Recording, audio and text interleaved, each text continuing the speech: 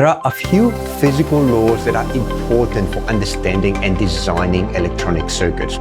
Here I'll mention a few, but don't worry about understanding them as we'll do that later in this course. For now, I only want to give you a preview of what's coming up. Key principles govern the behavior of electronic circuits such as Ohm's law, which relates voltage, current, and resistance, and the concept of direct and alternating current, DC and AC. Direct current is electricity flowing in one direction, while alternating current changes direction periodically. Another key law in electronics is Kirchhoff's law, which is actually two laws: Kirchhoff's current law, KCL, and Kirchhoff's voltage law, KVL. KCL states that the total current entering a junction equals the total current leaving the junction.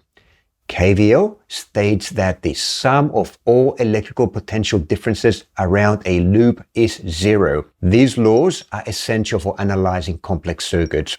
I also want to mention semiconductor physics because these physics form the foundation of modern electronics. Materials like silicon have electrical properties that can be altered by adding impurities, a process known as doping.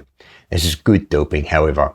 This allows the creation of components like diodes and transistors, which are integral to electronic devices. Transistors are semiconductor devices that can amplify or switch electronic signals, and integrated circuits integrate multiple electronic components on a single chip, dramatically enhancing the functionality of electronic devices while reducing size and cost.